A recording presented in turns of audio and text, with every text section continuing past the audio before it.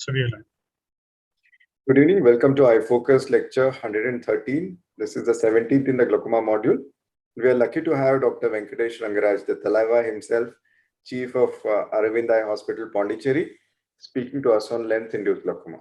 Vanita, can you please introduce Venkatesh? Yes, thank you very much. Always a pleasure. Dr. Venkatesh is, as Dr. Santosh said, Chief Medical Officer, but also the Chief of Glaucoma Services at the wonderful locale of Aravind Eye Hospital in Pondicherry. He began his career as a medical officer in general ophthalmology, actually, in Madurai, but later moved on to glaucoma. And he graduated in medicine with gold medal in ophthalmology. So he knew long before he actually joined ophthalmology that he will be an ophthalmologist. And that too, the DNB from Aravind Eye Hospital, Madurai. In 2000, he also completed his ICO exams. He, like all our other guests, has published widely and written several chapters in several books. But what is also very remarkable is that he has completed and has ongoing trials in, dozens of trials going on. He has, of course, been part of various national and international meetings, and he presents very passionately not only in glaucoma, but also cataract and ophthalmology. One of his videos on high volume, high quality, cost-effective cataract surgery for the developing world, where they talked about sutureless ECC. This bagged the Best of Show award in American Academy way back in 2004. But since then, of course, he has received several awards. So we are very privileged, and we invite a very warm welcome to Dr. Venkatesh from Team CFS to present his talk on lens-induced glaucomas. Thank you, madam, for the kind introduction. I mean, it's always a pleasure being at iFocus. Now we miss those live interactions, but it's so nice that this ongoing session every week on a Wednesday night is so popular among residents. And again, thank the team and Santosh for giving me this opportunity to be a part of this. So I'll start sharing. So this is actually a very passionate topic for me because I've done a lot of work on this and personally operated on several lens-induced glaucomas in my 25 years of career, now joining a residency way back in 1994 in Madurai. Those days, I'm sure you all will agree with me, we had so many lens-induced glaucomas, but now we have to find case to show our residents. But unfortunately, this pandemic has also kind of caused a rise in the number of lens-induced glaucomas. Like last year, when compared to 2019, we saw double the number of lens-induced glaucomas in spite of the volume of OP being almost 1/3 less than what it was in 2019. So that shows how this pandemic has affected even something like a delay in cataract and how it can lead to lens-induced glaucomas. Mainly, we can classify it as open angle and angle closure like any other glaucomas. So open angle, the commonest things I would cover are phacolytic, lens particle glaucoma, and phacoantigenic. And in angle closure, we have a phacomorphic and a wide range of Ectopia lentis. Now we'll touch upon it at the end of the presentation. So phacolytic, we typically see that they have defective vision for a long time, sometimes even months to years prior to the acute onset of pain. And usually the pain, if they'll say it's acute onset. You know, last week I suddenly got a pain, which is like a severe headache. And then they will have redness. And of course, even an existing, some vision in that eye could have become worse after a phacolysis. And of course, they have other symptoms. And we all know sometimes they are treated as a a gastrointestinal problem than even an eye problem. We have seen patients getting admitted in general hospital and then recognizing that it is something related to lens. So there are two main theories for residents, which is very important. The macrophage theory, basically because of the stretching of lens capsule, the high molecular weight lens protein, which accumulates in the cortex, kind of leaks through that capsule. This protein leaks through the microscopic openings, which are kind of phagocytized by macrophages. And this goes and obstructs the trabecular mesh. So it's the macrophage with the lens material which goes and obstructs. So this is the macrophage theory, and this again gradually increases the intraocular pressure. The other is the soluble lens protein theory. Now, this is a high molecular weight lens protein which is soluble, and this material can directly obstruct the trabecular meshwork, and of course, as a result, we can have a block in aqueous outflow and acute rise in intraocular pressure. I think all the residents, you will all know the typical signs you can see like this. You can have a nice congestion, a circumcorneal congestion, corneal edema. Now the pupil is usually sometimes like this, mid-dilated fixed. You can see the lens material like a pseudo-hypopia, and you can have fibrin membrane. Usually the chamber is deep, and you'll have heavy cells and flats, and also like a pseudo-hypopia in most cases.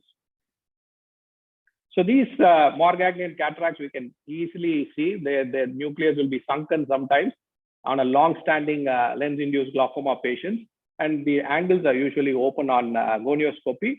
And after the surgery, we have seen some lens material even in vitreous during cataract surgery or after surgery, which takes some time to resolve. And also we can also see retinal perivasculitis in some patients. So this is a typical case where it's a kind of long-standing. You can see the nice, beautiful Morgagnonian kind of cataracts where all the liquid cortex is gone and the nucleus is just sunken down. So we have to keep all this as differential diagnosis in mind, like uveitic open angle, sometimes even neovascular glaucoma with the kind of hypomature cataract can appear like this. We can mistake it for phacolytic. Acute angle closure glaucoma sometimes, when you have severe edema, you cannot access the chamber depth. And glaucoma associated sometimes with even trauma, we have to keep in mind. So medically, you control the intraocular pressure. Best is to use beta blockers if they are contraindicated alpha agonists, carbonic anhydrase inhibitors, and then you can put them on steroids and cycloplegics. Just prepare them, make the eye whiter, and give them intravenous mannitol, and then take them safely for surgery. Usually, the surgical results are very good in phacolytic glaucoma. You can definitely implant lens in most of the cases, unless it's really kind of capsule is crumpled or the zonules are weak. Then we have to kind of implant the lens in the sulcus or maybe even go for scleral fixation of intraocular lens. But we'll have to keep other things ready. Be prepared for vitrectomy or even fixation of lenses. Combined surgery with antimetabolites is usually long-standing cases. Even beyond 2 weeks, 3 weeks, you have good results. Beyond that, if it's a very long-standing, you can even see an optic nerve cupping, maybe in an ultrasound, or even visualize the capsule in a Morgagnonian. Then we can even think of doing a kind of combined. But mostly cataract surgery is more than enough. Of the three, I would always go for a small incision whenever I feel the nucleus is so big. If it's a brown or a very hard nucleus, I would go for a small incision. If it was an ideal cataract, Phaco is a good technique. But ECC has got a definite risk of expulsive hemorrhage. When you open up the globe when the pressures are high, then you have a definitive risk of having an expulsive choroidal hemorrhage. So better to have a closed chamber surgery, either SICS or Phaco. And all these complications we have to keep in mind, which are quite rare, but not uncommon. You can have zonular dialysis or PCR, and you can have the lens material in the vitreous, which will give you a dilemma whether to even do a pars plana vitrectomy. You may have to do sometimes to clear that because there's so much of lens material and you're taken by surprise in some cases. And even for inflammation, you have to take care post-operatively. So there are several studies from even our own context like this, and they have found that trabeculectomy is not necessary if operated within 2 to 3 weeks. And beyond 3 weeks, we may have to consider doing a combined surgery. And PL without even PR is not a contraindication for, even if they have doubtful PL or PR, still we can remove the cataract, they may improve. So it's good to remove these lenses because that's going to give a relief for all the symptoms and signs which they have. So I've done extensive work on a small incision, either in phacolytic and phacomorphic. This is one of work on phacolytic glaucoma, and we found that it's very, very safe, small incision, and you can have a very good control of intraocular pressure post-surgery. Even sometimes I've seen few weeks or few months after phacolytic, pressures are much lower than even a normal cataract surgery in a normal patient. I really don't know the reason, but I still feel there is something which is kind of cleansing the trabecular meshwork. If the phagocytes are going and cleansing, it's something like some theory which is still there in the back of my mind, which I have not proven. The next important thing is phacotoxic uveitis. Again, it's a secondary open angle because of ruptured anterior lens capsule. either related to trauma to the lens, because it can be a penetrating trauma or even a blunt trauma where the capsule is ruptured. Can be maybe following cataract also. When you leave lens material, you can cause this, and spontaneous rupture of capsule in some conditions. And very rarely, even posterior capsulotomy can cause this. It's toxic. So the lens material is toxic and the eye reacts to it. So there is a ruptured lens capsule and the revelation of lens material into the anterior chamber. And this directly obstructs the trabecular meshwork. And this lens material also results in inflammation. And that inflammation also results in raising the intraocular pressure. So again, the patients may have all these symptoms, which are similar to how phacolitic would be: reduced vision, redness, and pain. And then you can have congestion and everything. So medically, again, you try to control the pressure with aqueous suppressants, and then you use steroids to control the inflammation, also cycloplegics to give rest to the eye. And we have to look for that lens material. If it's post-cataract surgery, we have to really look for it. Sometimes it may be in the side port. Sometimes it may be in the main tunnel, sticking to it. You can't see it. Or even a gonioscopy would give you a clue that there is a lens material. So make sure we go inside and wash the lens material, dilate the pupil nicely and see. Sometimes small pupil, even the lens fragment would have been hidden behind. And we have even seen in cases like laser cataract surgery, flax, whenever you do the small patterns there, some of the small parts can go and get occluded somewhere, and then rise in intraocular pressure can happen.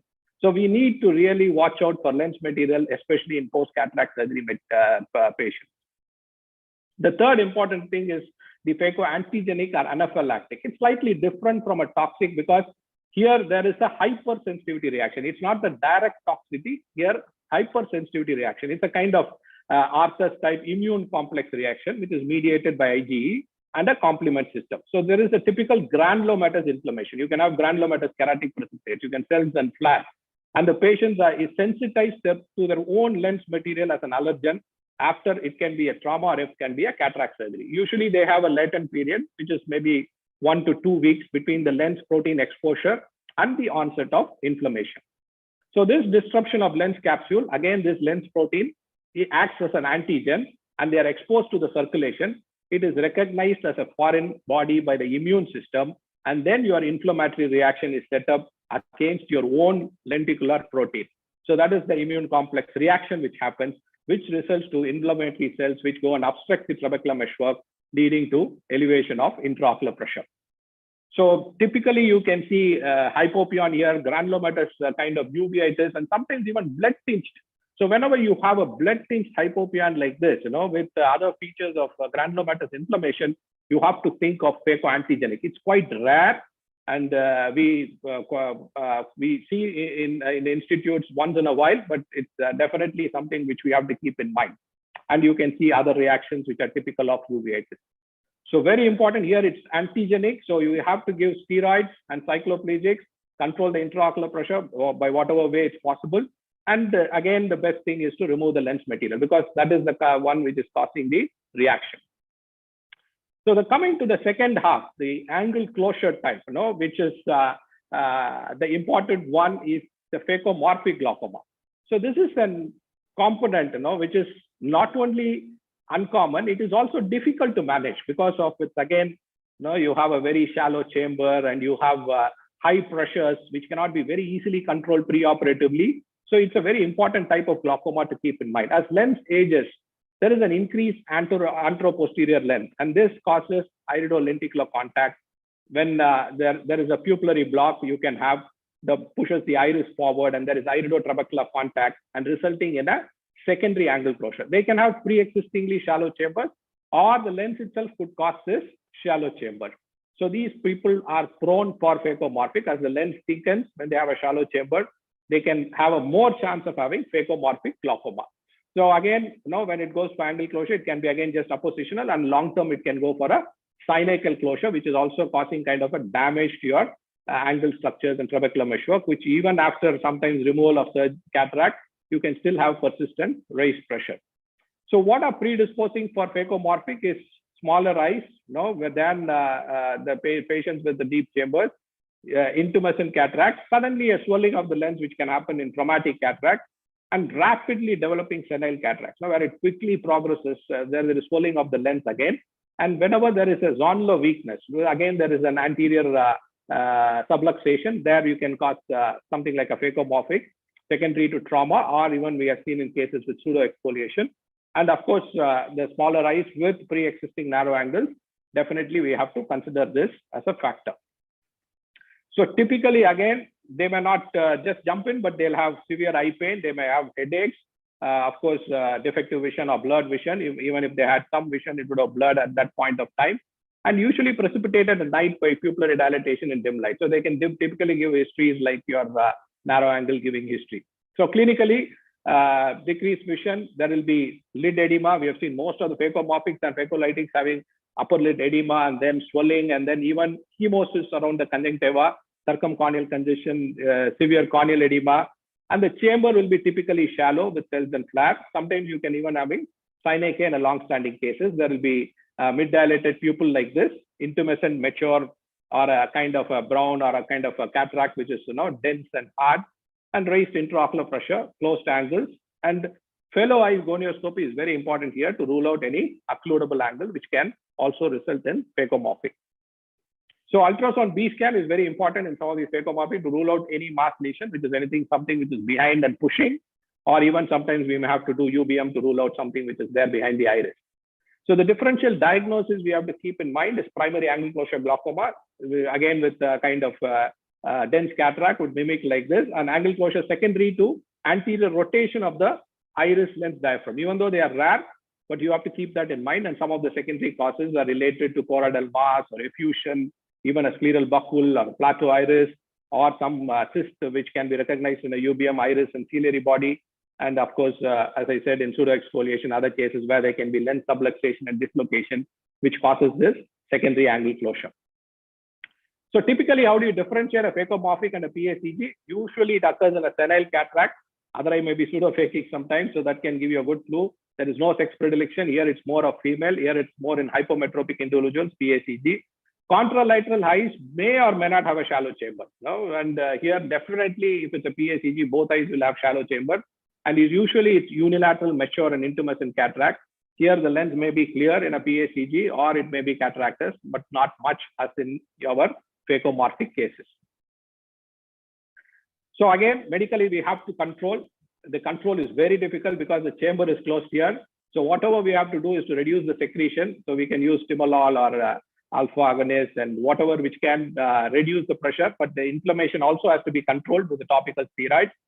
Prophylactic LPI is considered, but in the fellow eye, if occludable angle is noted, and people have tried ALPI, argon laser iridoplasty. So this again kind of can release that angle closure and give a reduction of intraocular pressure, which can help us to facilitate a safe cataract surgery.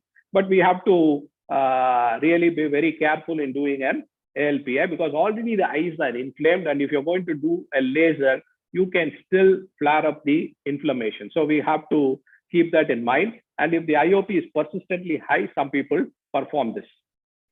So surgically, I think cataract extraction is again the way to go. And people are doing combined surgery whenever, again, like in phacolytic, as I said, long-standing cases, or if there is already a peripheral anterior synechiae, we have to think of doing a combined surgery. And of course, if there is an uncontrolled intraocular pressure, medically you're not able to control, or even after cataract, we may have to plan for a second procedure in the form of a trabeculectomy. So there are again very good work related to this. If you see, this is a retrospective study and 26 eyes with a 48 months follow-up, and no eyes had increased IOP over the follow-up. So this was just doing a phaco and an IOL in patients with phacomorphic glaucoma. So these are all patients which were presenting immediately or just after they had pain. This is a setting in Korea, if you see. So where they immediately have come after having a phacomorphic. So when they present very early, the results are very, very good. Either you do phaco or even a small incision cataract surgery. So this is again from our own place in Tirunelveli, Dr. Ramakrishnan et al. And where they have seen IOP control and complications following a small incision cataract surgery. Like I said, in phacolytic, they did very, very well. None of the eyes required any long-term anti-glaucoma medication. And usually shorter the duration between the onset of symptoms and surgery, better the prognosis of visual acuity.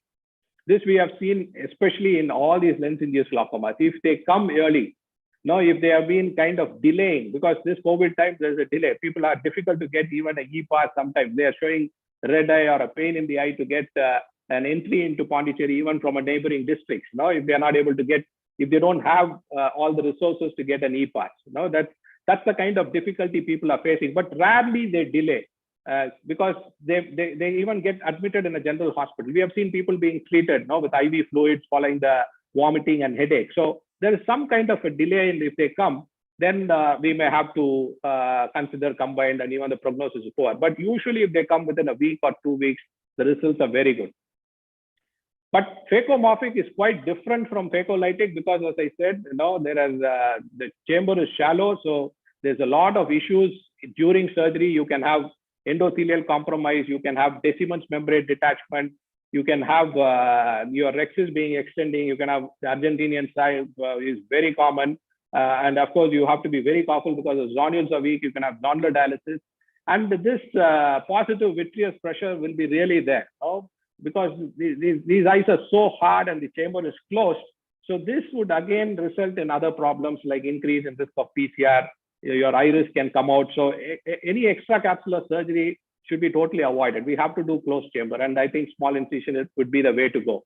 And some of the important tips to keep in mind during the surgical management is you should do a very controlled paracentesis when you're doing the anterior chamber paracentesis.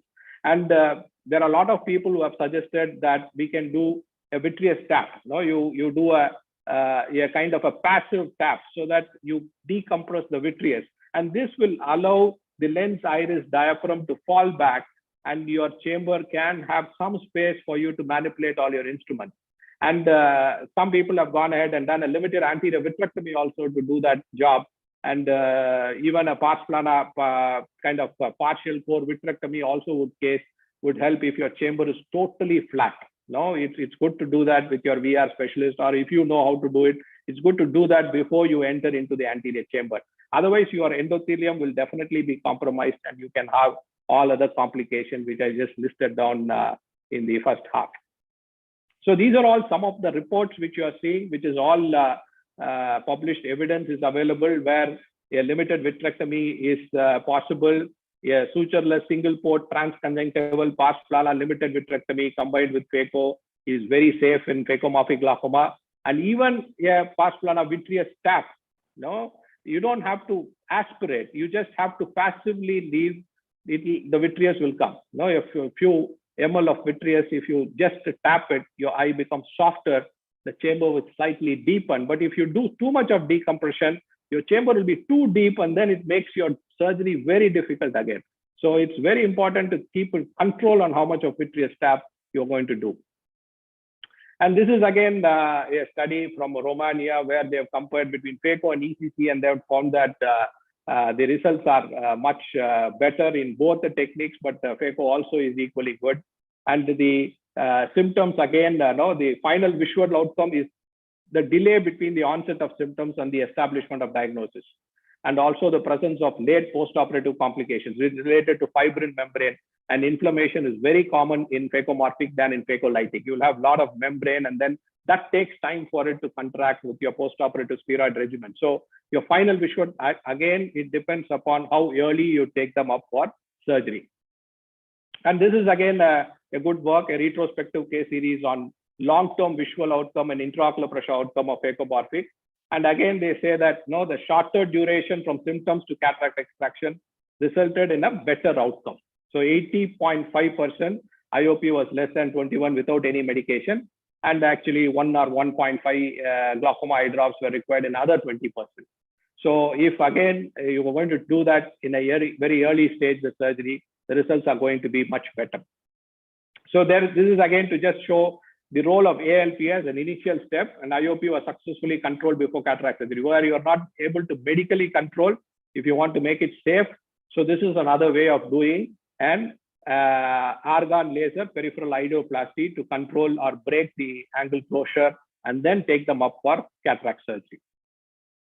This is a work done by my good friend, Dr. Sirisha, where they compared cataract surgery alone versus a combined with the cataract and the trabeculectomy in management of phacomorphic.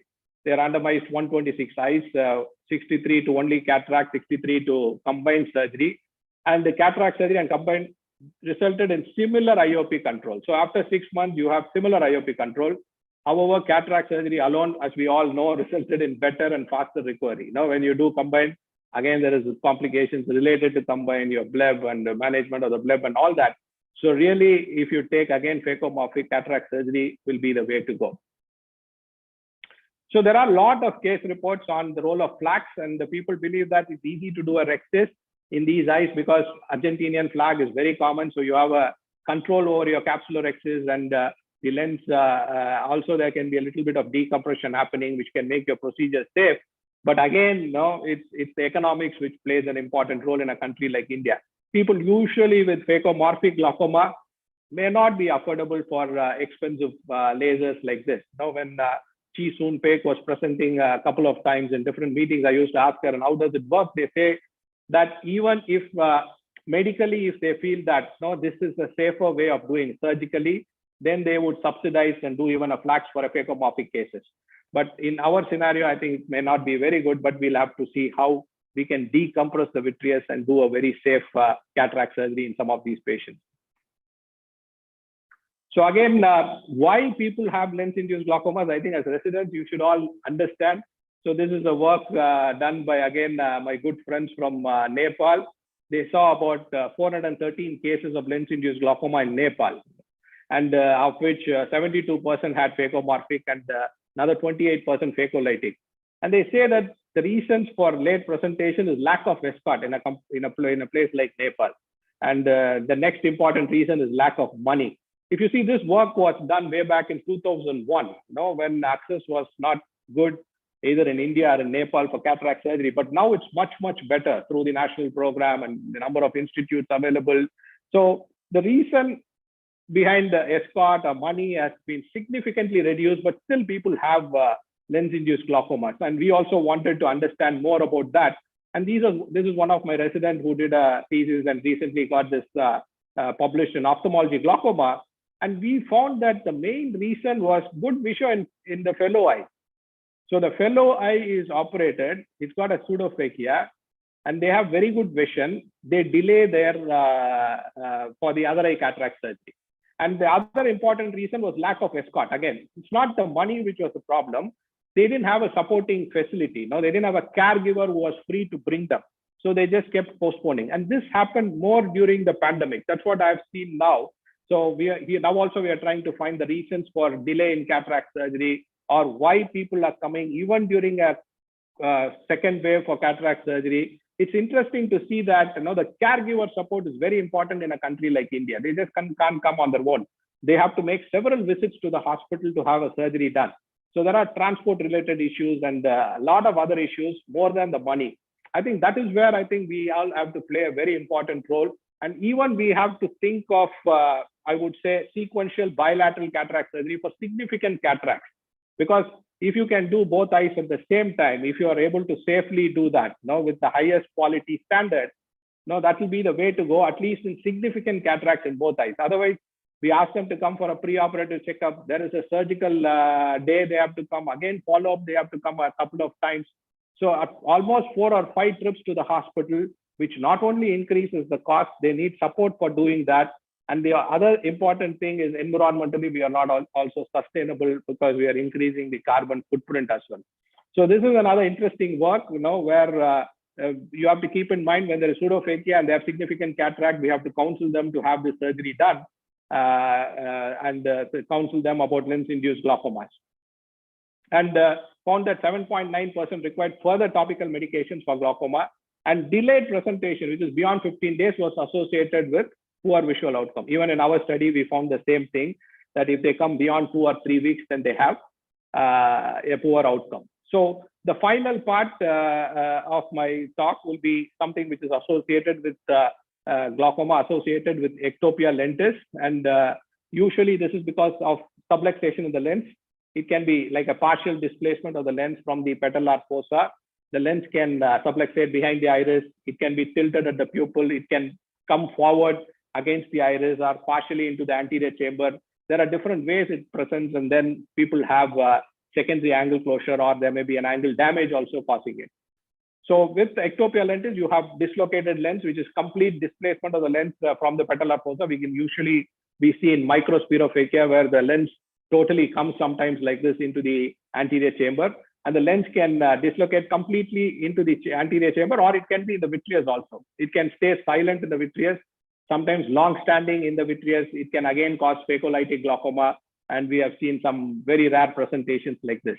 And it's an ectopia, it's a term to describe a kind of congenital dislocation of lens.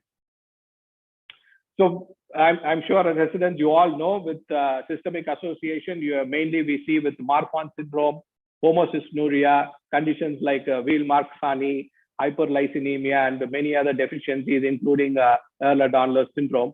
And without systemic association, there are conditions like familial ectopia lentis et pupillae, and also patients who have aniridia have ectopia lentis. So this is a kid who I've been closely following for several years. He's a case of Weil-Marksani syndrome, where you can see this, once you have the pupil dilated, you can see the lens is so small, there is a microspirophakia. Usually they do well, but suddenly they can come up with pain and redness following dislocation or pupillary block, and they can jump with pain and they can come to you. So the lens-related causes, because of the subluxation can be pupillary block by lens. It can be pupillary block by lens and the vitreous. It can be lens in the anterior chamber, which is again blocking the angle. It can be like a phacolytic reaction, which I said, when it's long-standing in the vitreous, it can cause a phacolytic reaction. And of course, long-standing cases, you can have peripheral anterior syndacea and also a chronic angle closure. Lens unrelated, in some of these cases, you can get because of trauma or some other reason, there can be an angle recession, or there can be an angle anomaly, which is also existing. And also a kind of coincident chronic open angle glaucoma is also kind of reported in some of these cases with subluxation. So you have to carefully understand the mechanism, and depending upon the mechanism, the treatment may change by just removing the lens or adding a glaucoma filtering surgery, or even managing with anti-glaucoma medications after removal of the lens. So it's so important to understand some of these mechanisms. And usually, again, clinically, they'll have circumcorneal congestion, they have a shallow chamber, and there may be a difference in anterior chamber depth between the two eyes. Whenever you see cases like this, when you compare between the two eyes, you can see a difference in the chamber depth, and also lens will have phacodonosis.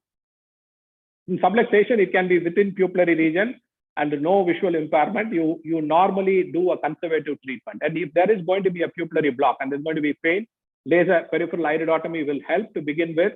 But once there is a complete dislocation, or if you feel that there is a dislocation would happen in the other eye, from the other eye, I think we have to go for surgical lens removal. So depending upon how it presents, either as a partial dislocation or complete dislocation, we'll have to manage some of these patients very actively, because many of them are very young and they have a long life ahead. So again, this is just a gist of lens-induced glaucomas. So there are several other topics, but the main common ones I've tried to cover in this session. Thank you. Thank you so much, Dr. Venkatesh. That was a very comprehensive coverage of the commoner lens-induced glaucomas, which is what the PGs are all need to know. At this point, I will invite Dr. Harsh as well as Dr. Pradeep after him to give their impressions. Thank you, Venkatesh. I think it is absolutely wonderful. I think it was a pleasure to listen to you, and definitely I think very few people would have so much experience as you would have had in this. And for the PGs, yes, definitely, I think very, very important small points he has brought out. And like he said, B scan to be done in cases there is a forward push to rule out things behind. And absolutely, because many of these places, maybe in periphery where they don't have, then at least once you have done the cataract, look behind. Because I've seen people miss out quite a few things over there. And I'm very happy that he brought out the ALPI, which is very close to my heart, that it can actually break these attacks. So, and very important point he said about femto was that, yes, femto can actually cut it, but again, then while you are docking, you are again increasing the pressure. And the second part is it's not going to deepen your chamber, which the anti-vitrectomy and other things can. So femto is really maybe good only for hard cataracts, which are not phacomorphic per se. And so that is a very good point. And the only thing is that, yes, many a times in these cases, we make a very, very small rhexis, maybe just a millimeter rexis, suck out the material from inside, and then put in viscoat over there, and then enlarge the rexis, just to be very, very safe in this. And one point I want to ask Venkatesh is that are you teaching these people to do 6 from the temporal side? Because I rarely see any temporal 6, because so that we can leave some of the areas for trab in the superior quadrant. Not routinely, not in lens-induced glaucomas, because normally they don't land up in a trabeculectomy. But whenever we feel that the patient may need like a open angle with cataract, where with good control of pressure, you may have to preserve the superior conjunctiva, then we do a temporal SICS. Because the temporal SICS is very difficult in some of these eyes because of the dense nucleus, big nucleus. If you start doing temporal SICS, you start making your tunnel very, very closer to your limbus, because you don't have a very good limbus there or your sclera there to do a nice sclerocorneal tunnel. So you land up doing a limbal tunnel or even a corneal tunnel sometimes, which lands up in several other complications, especially Descemet's detachment and endothelial complications are more in temporal tunnel. You don't get a very good hold for even delivery of the nucleus. Like your bridal suture is not proper there. Somebody has to pull the globe down. So if you're not used to doing a good temporal SICS, we don't even train them to do a temporal SICS. But Venkatesh, now suppose it's a combined case. Combined means maybe later, because it's a glaucomatous case, and later they may require a trab somewhere. So would you advise them to do a 6 from, maybe if not complete temporal, maybe just leave a nasal area and then do it, or is it being taught? To some extent, yes, but we would take over this case. I would definitely give it for a training for a fellow or a resident, but somebody, a senior person would do it. Like what you're saying, even a temporal SICS we would do, and preserve the superior for future glaucoma procedures. Yeah. I think what is important here is the time period. Less than 2 weeks, I think you will get away with cataract surgery alone. So you may go superior. But if it's more than 2 weeks, and if I need to do an SICS, I'll actually do a trab with it. It's easier. It's much easier to do. And, then you are not so worried about preservation of the conjunctiva. You've already done the surgery. So that's the way I approach it. Sorry, Dr. Pradeep, your turn. Yeah, Pradeep. No problem. Thank you, Venkatesh. Yes, we enjoyed it thoroughly. And what you said, we agree to most of the points that yes, the ultrasound, as Harsh also said, is very essential. It's not only to see the mass lesion in the posterior segment, but also to see the retinal extractor. And a good person who can do a good ultrasound can even know the optimal status. So if there is a big excavation, then you would be able to pick it up, and the prognosis, that what will be the prognosis, because you cannot assess the pupillary reaction in these patients. So that is one important aspect. The second, in all these patients, whether it's a phacomorphic or a phacolytic glaucoma, the most difficult task is to do the capsular axis. And that's why the role of the femtolaser comes. If you have a femtolaser, then probably you can do a good capsular axis. Taking out the nucleus is not that difficult. Even in the phacolytic, once you puncture it and everything comes out and the bag collapses, and it's very, very difficult to rotate the axis. So that's a very, very difficult part. Where probably the femto can help a little bit. The third part, yes, about the combined trab and just doing the cataract surgery. Obviously, there is no distinct advantage of doing combined surgery. The reason is that most of these eyes are inflamed, and if they are not that inflamed, then also they have a more inflammation following the surgery. So the trabeculectomy is very likely to fail in these patients. So that's why the outcome in Siricha's study also was almost the same IOP outcome in both the groups. So these are the few points which, we are very fortunate that nowadays we don't see that many phacomorphic or phacolytic glaucoma. But earlier, in earlier part of our practice, oh my God, we used to do almost 15, 20 cases a month. But now the number has significantly gone down. In COVID time, yes, again, we have seen a few cases. Another point, it's you discussed the decompression of the posterior segment. yes, when you are not able to control the intraocular pressure in spite of the hyperosmotic agents and the atropine distillation and Diamox and everything, then you don't have any choice. But vitreous aspiration is always little risky because you can leave behind the incarcerated vitreous in the wound. So it's always better to do a limited vitrectomy. And then obviously the lens iris diaphragm goes down and you can comfortably do a cataract surgery in these patients. But thank you very much, Venkatesh, and we learned a lot, and I know that you are expert in that. So that was beautiful.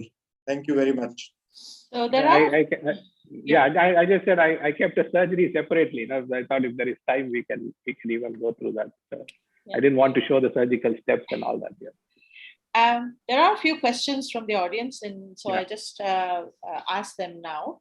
When you were showing the lens particle glaucoma, when lens material is left behind in the eye, and you showed the sign of the hypopion topped by the hyphema, is that known as the candy floss sign? That is one of the questions. I'm not very sure. Anybody can answer that if you're aware of that. It looks like a candy floss, but I've never heard of the sign, so I just wondered. Yeah. I have not heard either. No? It did look like a candy floss. I mean, there is a point there. Okay, nonetheless. And there's another question which is asking, what is phacotopic glaucoma? Phacotopic glaucoma. Phacotopic. Phacotoxic is what I was describing. I'm not very sure. No. It is related to the lens position and the lens morphology. That is a phacotopic glaucoma. If you have a microspherophakia and you have a impulse pupillary block, that is called phacotopic. Usually, this term is not used so often these days. Okay. That is a phacotopic. Okay. There's another question here which asks the difference phacoantigenic and phacoanaphylactic glaucoma. Both are same. Both are different terminologies. Both are because of the immune complex reaction, the hypersensitivity reaction which I was describing. Which happens in phacolytic. When there is a lens material, the body reacts to the lens material. Phacotoxic is direct reaction of the lens material. Here there is an indirect reaction because of our immunity. It's an immune complex reaction. Both are same, phacoantigenic and phacoanaphylactic. The phacoanaphylactic Venkatesh usually occurs in a traumatic cataract when you have a sudden release of all the antigens into the entry chamber. Then some of the patient, very rare of the rarest. Otherwise, yes, both the terms are used simultaneously. Right. And there's another one here where if you're considering, say, cost is not a restraint, and if you're considering a flax in phacomorphic, should you be worried about the sudden abrupt increase in IOP when you apply the suction cup? Not actually. No, that's what I've not personally done in phacomorphic, but I've heard to some of the talk, especially from Chi Soon Paik and others. They're not worried about that pressure rise during the suction. Yeah. Okay. So if, say, we were doing this in the cusp of 2-3 weeks, we are not sure whether the patient has optic neuropathy or not, having from the high pressure, then would you consider, or if cost is not an issue? I am very comfortable in doing regular cataract, a small incision of phaco. So I've never even if they are affordable, we have never counseled somebody for a flax, in spite of having flax for several years here, because we are still not convinced of putting the patient into pain in a flax and then shifting him back to the main table. So there are facilities where they do both together and they find that very comfortable. Now, again, otherwise here, it's really, they are already uncomfortable. They are in pain. You are giving them an IV mannitol and then shifting them. And if there is a delay, you even lose the effect of the mannitol there. So you have to add on mannitol, and many of these patients have other comorbidities, like cardiac, diabetes, hypertension. So we want to go one go. Right. So, Okay. Venkatesh, if I ask you that suppose if you suspect that there is a very high intralenticular pressure, and obviously you are going to have a Argentinian flex sign once you penetrate the entry capsule, then also you will not consider to do the capsular axis. I prefer to do a small incision, sir. So can opener doesn't matter to me. It makes it much safer. I always decompress. I use either a large bore cannula, or I use the aspiration port. I aspirate out the cortex first. And then, of course, under those circumstances, it becomes difficult to use a needle to do a rexis. So I use a rexis forceps. I always. In all these situations, I think what Pradeep said is right, that it is better to do an anti-avit and get the thing down, because the chamber also becomes deep. Well, quite often it's if the not the pressure is vitreous, it is rather just the swollen lens. Yeah, So, that is okay. But once you have a deeper vitreous, a deeper There is chamber, more everything space. becomes easier. Yes. Even the swollen legs would fall back, uh, and the chance for it to run to the equator is lesser. But still, Yeah. there is a chance. yeah. But then a needle becomes, using needle for the rexis becomes difficult, because there's no supporting substrate for you to, turn the rexis around, so to speak. Anyway, so another question here is, should we be giving systemic steroids in phacolytic glaucoma also? I don't think so. Never we have given. It's not going to help in phaco. If it's phaco antigenic or TOC, then we can even consider of systemic steroids, but not for a phacolytic or a phacomorphic. Okay. Topical steroids is more than enough. They're talking about systemic steroids. Yes, that's correct. Okay. At what Systemic post-operatively, phacomorphic, if there is an inflammation, if there is a very thick fibrin membrane, if you want to lyse it quickly, then you can add on by putting a little bit of Visalon for a few days in a tapering dose. We give maybe 30 or 40 milligram and quickly taper it for 2-3 days. Right. Okay. What we are doing, Dr. Venkatesh, is that we just give a single shot of 8 milligram dexamethasone at the conclusion of surgery. So that's another way. Subconjunctival. No, not subconjunctival, intravenous. A single shot. Intravenous. Okay. Sorry, IV. Do you have any experience of using dexamethasone intracameral? No. No. Except for moxifloxacin, nothing intracameral. Okay, because there are several people who use it. I'm a little hesitant. I'm not sure whether it is preservative free, completely preservative free. So I'm a little worried about the endothelium. Anyway, there's another. We worry about steroid response also in some of these patients. we don't know whether they're going to respond to that steroid. Dexamethasone should be all right. We use triamcinolone. But intracameral, so it can go and I don't know what will do to the angle and trabecular meshwork. We don't know. No, that is not meant for the intracameral use, obviously. Okay. At what IOP should one be doing cataract surgery? Any IOP. If you can't control any IOP. So we have to, only by removing that, you can go to reduce the pressure. Yeah. So ideally, you can get it below 30, possible. Yeah. If it's 50, 60, ideally below 30, I would say. You can't bring it to 20s or your 15s to operate on not like how you do a regular combined. But here, at least if you can bring it below 30, it's safe. Right. And can we get lens-induced glaucoma in Ectopia lentis also? Yes, of course. Of course. But not like I was saying, it can even stay in the vitreous for several years and cause phacolitis, which I have seen personally in my career, at least 2 cases like that. The long-standing spirophakic lens in the vitreous also causes phacolitis. Okay. Can you explain what is the one blocking the TM in each type, sir? Oh my God. What is? What is blocking the trabecular meshwork in each type? So one is that like the macrophages can go and block, or directly the lens material, like in phacotopic or the phacolitic, directly the lens material itself is going down. Right. That's where I was talking about that theory. I don't know whether you have all observed. I took some data also some time back. I was showing to several people, like some 200, 300 cases of phacolitic. Yeah. And their intraocular pressures after 3 months, 6 months were only 12, 10, 11.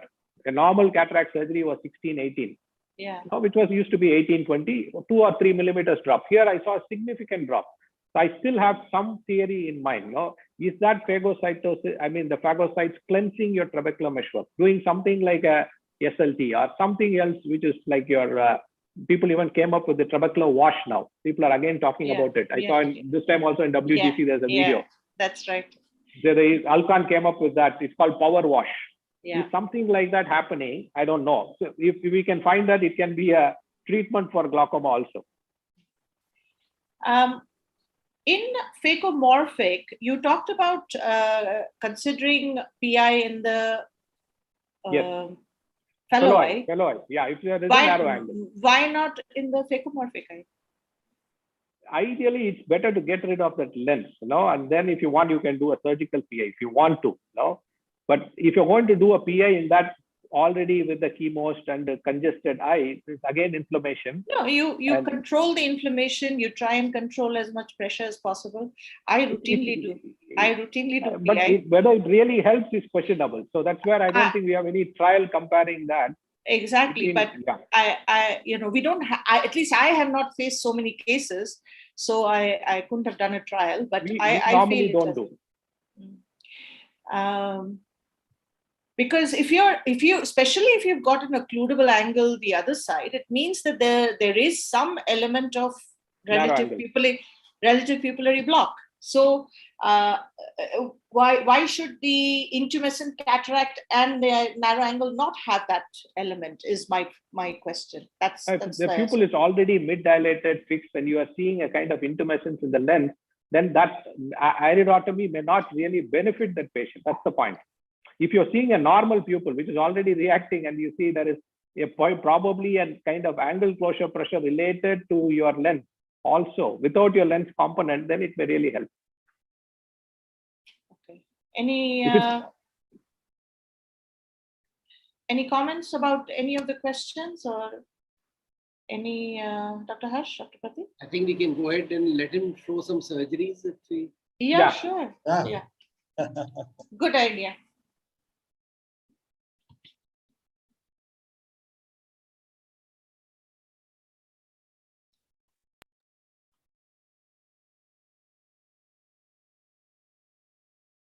Manual sutureless small incision cataract surgery.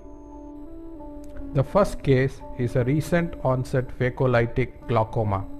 Conjunctival dissection and gentle cautery is done. A 6 to 6.5 mm sclerocorneal tunnel is constructed using a crescent 9. Side port incision is made, anterior chamber reformed with air bubble, and Trifon blue is used to stain the capsule. Sclerocorneal tunnel is then extended using a 3.2 mm keratome. A small nick is made in the stained anterior capsule. Through this window, liquid cortex is milked out of the capsular bag.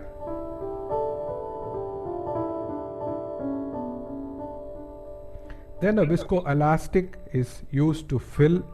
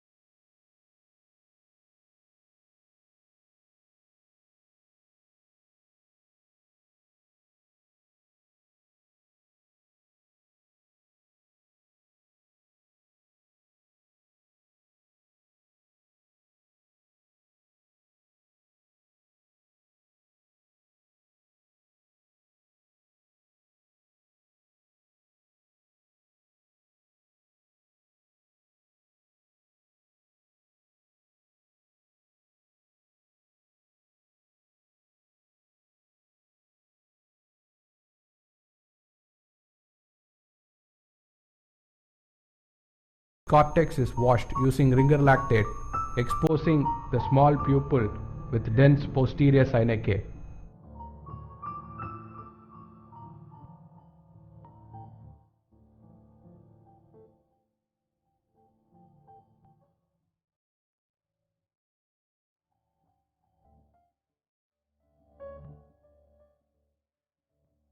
Synechiolisis and multiple sphincterotomy are performed to enlarge the size of the pupil.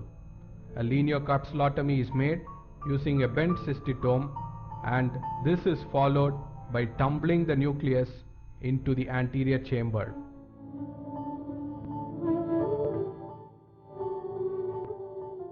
Further, the nucleus is extracted out of the eye using an irrigating vectis.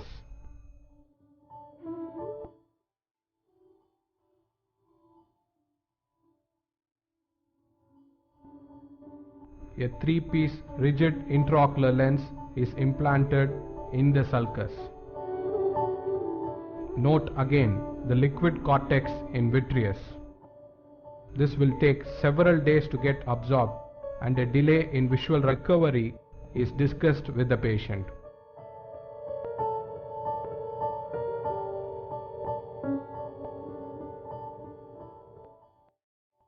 The third case is a patient with long-standing Phacomorphic glaucoma with a very high intraocular pressure and an absolutely flat anterior chamber. Here the plan is to do a mitomycin C enhanced manual small incision cataract surgery with a trabeculectomy. Note that these patients are prone to expulsive suprachoroidal hemorrhage during the procedure. To avoid these complications, a small amount of vitreous is aspirated using a 26 gauge needle introduced through the pars plana. Besides deepening the chamber, it decompresses the eye and thus reduces the intraocular pressure.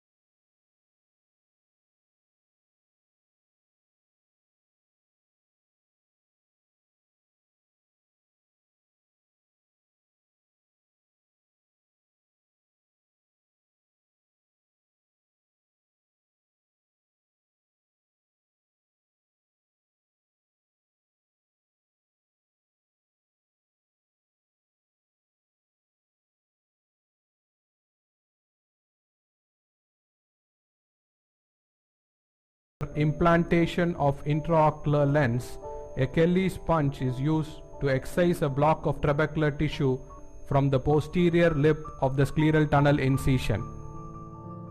Through the punched window, a peripheral iridectomy is performed. The scleral tunnel is well approximated and closed with two interrupted 10-0 nylon suture on either side of the punched area. Conjunctival flap is closed with 8-0 vicryl in a watertight manner. The patency of trabeculectomy is tested by injecting ringer lactate through side port and watching fluid seep through the wound edges.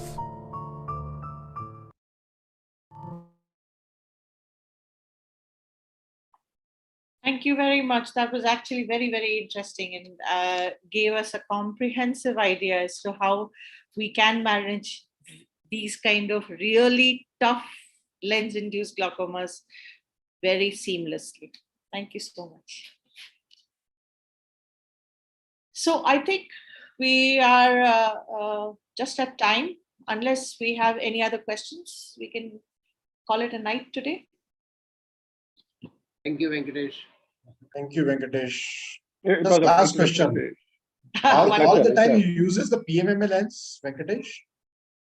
Yeah, all these are again small incision in our charitable patients, which I was showing you. So this was the one which won the ASCRS award way back in 2009 in Boston ASCRS. But sometimes I use the sensor three-piece also, like if I wanted to. But usually they are PMMA rigid three-piece lenses. Yeah. Plastic surgery. Thank you. With the square edge, they do very well. If you are in the bag, if you are inside the capsular bag, the square edge lens are doing very well now. That's what Dr. Haripriya has reported. 9 years, 10 years. Interestingly, they are as good as Acrisoft.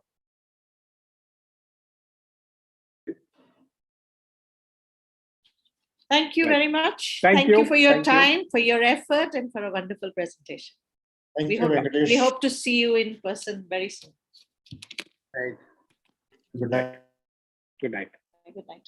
So I'll just, we don't have too many hot seaters today again, but we can have a spot quiz. You can have a look at my background today. Can you tell me what this is? Can you see? Who would like to take a guess? All of it was covered today. Phacomorphic glaucoma, ma'am. Can you see that there is a dark area down here? What does that signify?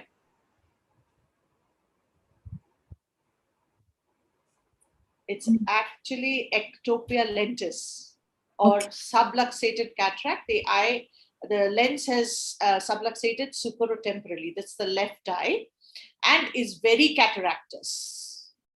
Okay, this is one of my contributions to the cover art of Journal of Glaucoma. How about this one? This side, sorry, this side. Have you ever seen a cataract like that? Do you think that's a cataract? Anyone? Posterior subcapsular cataract, ma'am. No. Can you see how would you describe the pattern?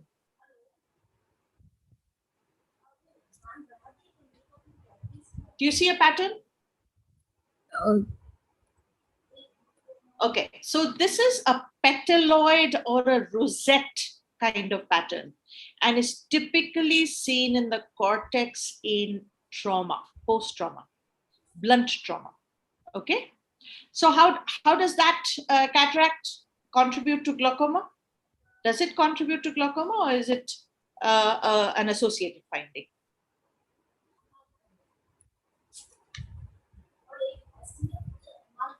You've not done that kind of glaucoma yet, but would you like to hazard a guess, Piyushi?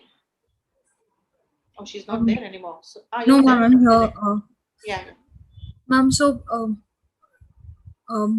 there could be anterior dislocation of the lens in a traumatic cataract.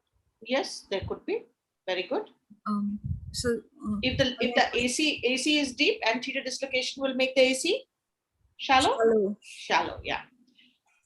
So what happens in blunt trauma, and if you've not been able to elicit the history and you see something like that, you need to do the gonial. Why? Because you can see angle recession. You could have angle recession glaucoma. So that is the association of a rosette cataract. You may not see it in such a full bloom. You may see partial.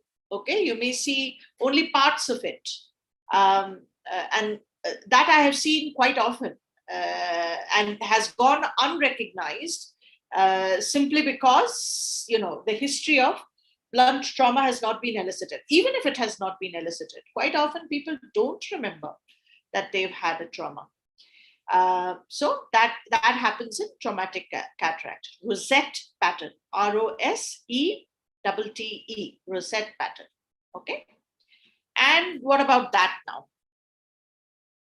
I'll show you a more detailed picture.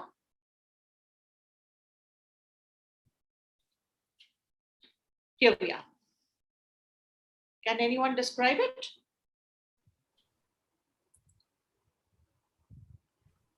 There is mild corneal edema and lens looks hypermature cataract with mid-dilated pupil. So probably pointing towards a phacomorphic glaucoma. Hyper mature. You need to know the difference. So brown cataract. No. Okay, brown cataract. But if you are calling it hyper mature, it means There is that the soluble lens cortex, yeah, cortex is liquefied. liquefied. Can you make out if the cortex is liquefied?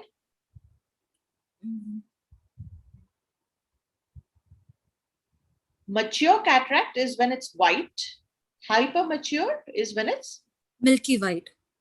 yeah, the cortex is fully liquefied and you're not seeing the cortex is liquefied and the nucleus may drop to the bottom. Yeah, that's the extreme state of hypermature cataract called Morganian cataract.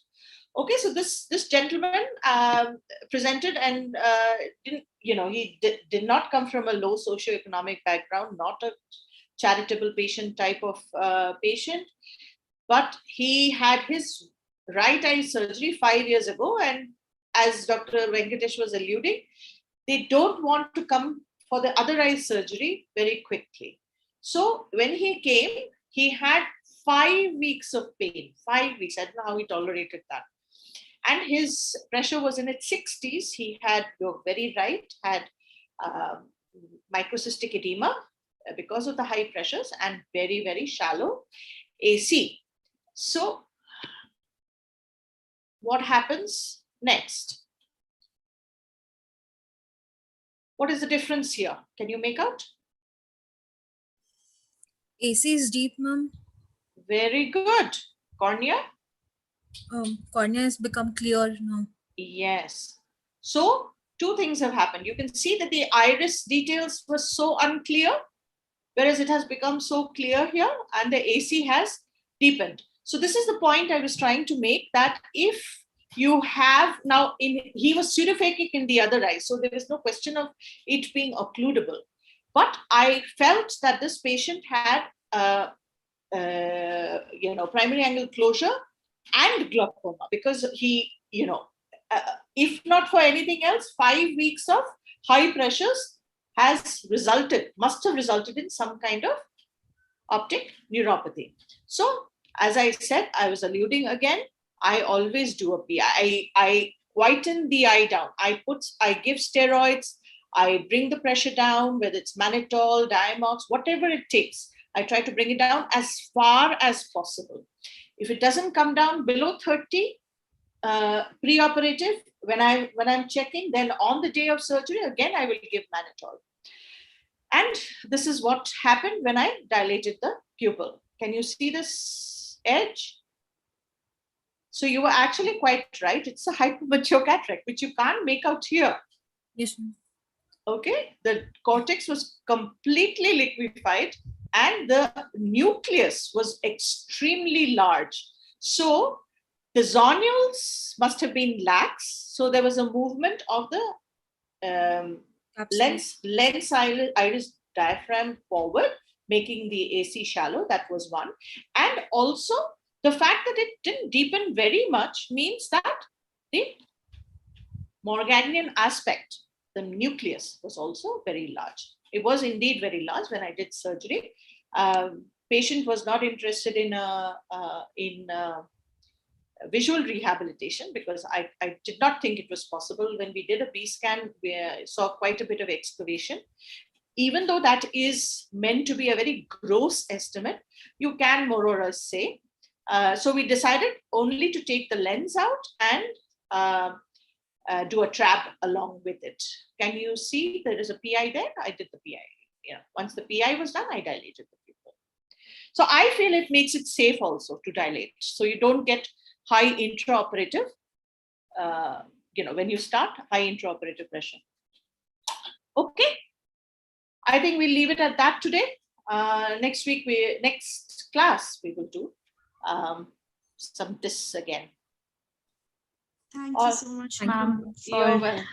always having these sessions by the end of the class. I love to, and I like to keep it very topical as well. I like to keep it, where we've just had on Lens. So, how in different ways it can present with regard to True, ma'am. glaucoma. Yeah. Okay. Thank you, ma'am. You're welcome. Good night. Next week, if anyone is still watching, not next week, I always tend to say next week. On Friday, we have glaucomas associated with a raised episcleral venous pressure. Am I correct, Strolika? Yes, ma'am. And it's our very own faculty, Dr. Meenakshi Dar, a good friend of mine from Delhi CFS. Okay, good night. Okay. See you all. Bye-bye. Bye, guys.